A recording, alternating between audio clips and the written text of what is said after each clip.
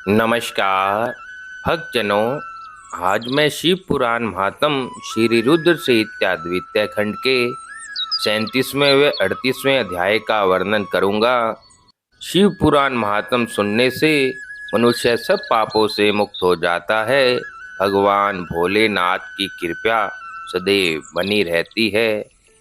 अब मैं 37वें अध्याय का वर्णन करता हूँ। हे नारद, यज्ञशाला में उपस्थित सभी देवताओं को डराकर और मारकर वीरभद्र ने वहां से भगा दिया और जो बाकी बचे उनको भी मार डाला। तब उन्होंने यज्ञ के आयोजक दक्ष को, जो कि भय के मारे अंतर्वेदी में छिपा था, बलपूर्वक पकड़ लिया। वीरभद्र ने दक्ष के शरीर पर अनेकों वार किए। वे दक्ष का सिर तलवार से काटने लगे, परंतु दक्ष के योग के प्रभाव से वह सिर काटने में असफल रहे। वीरभद्र ने दक्ष की छाती पर पैर रखकर दोनों हाथों से उनकी गर्दन मरोड़कर तोड़ दी। तत्पश्चात दक्ष के शरीर को वीरभद्र ने अग्नि कुंड में डाल दिया। उस महान यज्ञ का संपूर्ण विनाश करने के उपरांत वीरभद्र और सभी गण जीत की खुशी के साथ कैलाश पर्वत पर चले गए और शिवजी को अपनी विजय की सूचना दी। इस समाचार को पाकर महादेव जी बहुत ही प्रसन्न हुए। 38वां अध्याय। सूत जी कहते हैं, हे महर्षियों, ब्रह्मा जी के द्वारा कही हुई कथा को सुनकर नारद जी आश्चर्यचकित हो गए तथा उन्होंने ब्रह्मा जी से पूछा कि भगवान विष्णु शिवजी को छोड़कर अन्य देवताओं के साथ दक्ष के यज्ञ में क्यों चले गए? क्या वे अद्भुत पराक्रम वाले भगवान शिव को नहीं जानते थे? क्यों श्री हरि ने रुद्रगणों के साथ युद्ध किया? कृपया कर मेरे अंदर उठने वाले इन प्रश्नों के उत्तर देकर मेरी शंकाओं का समाधान करें।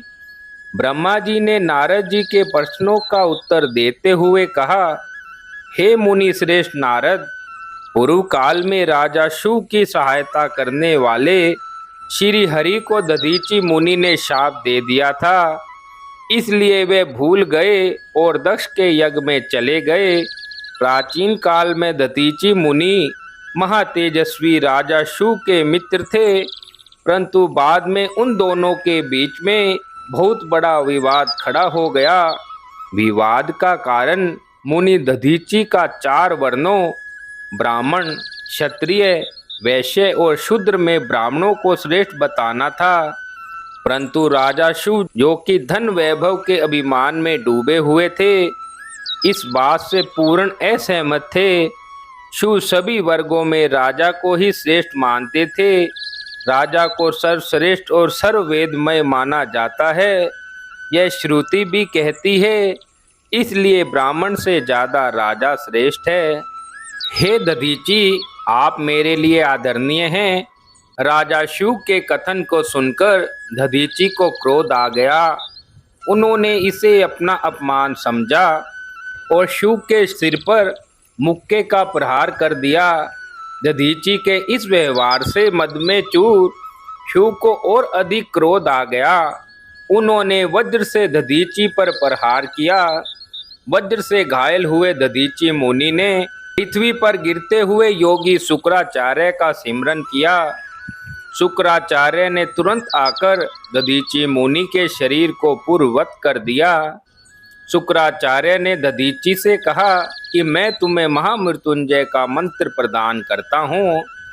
त्र्यंबकम यजामहे, अर्थात हम 3 लोकों के पिता भगवान शिव, जो सूर्य, सोम और अग्नि 3 मंडलों के पिता हैं, सत्व, रज और तम आदि 3 गुणों के महेश्वर हैं, जो वातम तत्व, विद्या तत्व और शिव तत्व, पृथ्वी, जल व तेज सभी के स्रोत हैं, जो ब्रह्मा, विष्णु और शिव तीनों आधारभूत देवताओं के भी ईश्वर महादेव हैं, उनकी आराधना करते हैं। सुगंधिम पुष्टि वर्धनम, अर्थात जिस प्रकार फूलों में खुशबू होती है, उसी प्रकार भगवान शिव भूतों में, गुणों में, सभी कार्यों में, इंद्रियों में अन्य देवताओं में और अपने प्रिय गणों में सारभूत आत्मा के रूप में समाये हैं। उनकी सुगंध से ही सबकी ख्याति एवं प्रसिद्धि है। पुष्टि वर्धनम अर्थात वे भगवान शिव ही प्रकृति का पोषण करते हैं।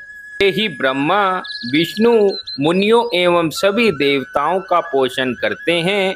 उर्वा रुक्मी बंधनात् मृत्योर्मुक्षी या मर्तात अर्थात जिस प्रकार खरबूजा पक जाने पर लता से टूटकर अलग हो जाता है, उसी प्रकार मैं भी मृत्यु रूपी बंधन से मुक्त होकर मोक्ष को प्राप्त करूं। हे रुद्रदेव, आपका स्वरूप अमृत के समान है। जो पुण्य कर्म तपस्या स्वाध्याय योग और ध्यान से उनकी आराधना करता है, उसे नया जीवन प्राप्त होता है। भगवान शिव अपने भक्त को मृत्यु के बंधनों से मुक्त कर देते हैं और उसे मोक्ष प्रदान करते हैं। जैसे उर्वा रुक अर्थात ककड़ी को उसकी बेल अपने बंधन में बांधे रखती है और पक जाने पर स्वयं ही उसे बंधन से मुक्त कर देती है। यह महामृत्युंजय मंत्र संजीवनी मंत्र है। तुम नियम पूर्वक भगवान शिव का सिमरन करके इस मंत्र का जाप करो। इस मंत्र से अभिमंत्रित जल को पियो। इस मंत्र का जाप करने से मृत्यु का भय नहीं रहता। इसके विधिवत पूजन करने से भगवान शिव प्रसन्न होते हैं। वे सभी कार्यों की सिद्धि करते हैं तथा सभी बंधनों से मुक्त कर मोक्ष प्रदान करते हैं। ब्रह्मा जी बोले, हे नारद, दधीचि मुनि को इस प्रकार उपदेश देकर शुक्राचार्य अपने निवास पर चले गए। उनकी बातों का दधीचि मुनि पर बड़ा ही प्रभाव पड़ा और वे भगवान शिव का सिमरन कर उन्हें प्रसन्न करने के लिए तपस्या करने वन में चले गए।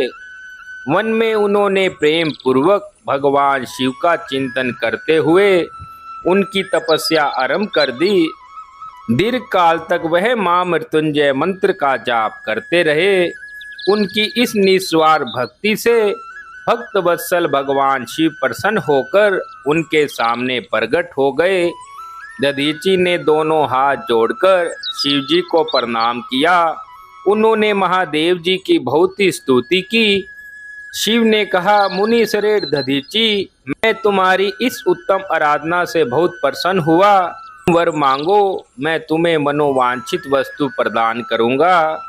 यह सुनकर दधीचि हाथ जोड़े नतमस्तक होकर कहने लगे, हे देवादिदेव करुणा निधान महादेव जी, अगर आप मुझ पर प्रसन्न हो तो कृपया करके मुझे 3 वर प्रदान करें।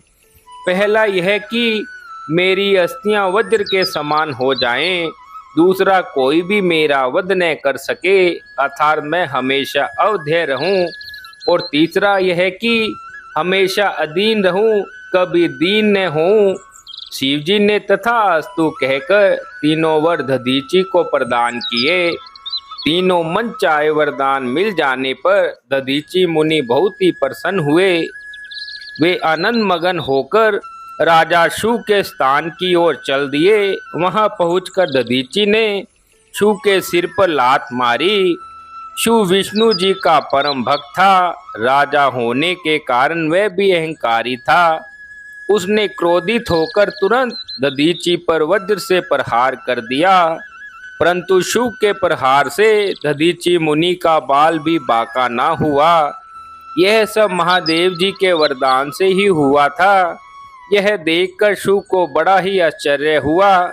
तब उन्होंने वन में जाकर इंद्र के भाई मुकुंद की आराधना शुरू कर दी। तब विष्णु जी ने प्रसन्न होकर शिव को दिव्य दृष्टि प्रदान की। शिव ने विष्णु जी को प्रणाम कर उनकी भक्ति भाव से स्तुति की। तत्पश्चात शिव बोले, भगवान, मुनि श्रेष्ठ दधीचि पहले मेरे मित्र थे, परंतु बाद में हम दोनों के बीच में विवाद उत्पन्न हो गया। दधीचि ने परम पूजनीय भगवान शिव की तपस्या महामृत्युंजय मंत्र से करके उन्हें प्रसन्न किया तथा अवध्य रहने का वरदान प्राप्त कर लिया है। तब उन्होंने मेरी राज्यसभा में मेरे समस्त दरबारियों के बीच में मेरा घोर अपमान किया। उन्होंने सबके सामने मेरे मस्तिष्क पर अपने पैरों से आघात किया। साथ ही उन्होंने कहा कि मैं किसी से नहीं डरता। भगवान मुनि दधीची को बहुत घमंड हो गया है। ब्रह्मा जी बोले, हे नारद, जब श्री हरि को इस बात का ज्ञान हुआ कि दधीची मुनि को महादेव जी द्वारा अवध्यय होने का आशीर्वाद प्राप्त है, तो वे कहने लगे कि शिव महादेव जी के भक्तों को कभी किसी प्रकार का भी भय नहीं होता है। यदि मैं इस विषय में कुछ करूं तो दधीची को बुरा लगेगा और वो शाप भी दे सकते हैं। उन्हीं दधीची के शाप से दक्ष यज्ञ में मेरी शिवजी से पराजय होगी, इसलिए मैं इस संबंध में कुछ नहीं करना चाहता, परंतु ऐसा जरूर करूंगा जिससे आपको विजय प्राप्त हो। भगवान विष्णु के यह वचन सुनकर राजा चुप हो गए। इस प्रकार 37वें व 38वें अध्याय को आज पूर्ण किया जाता है।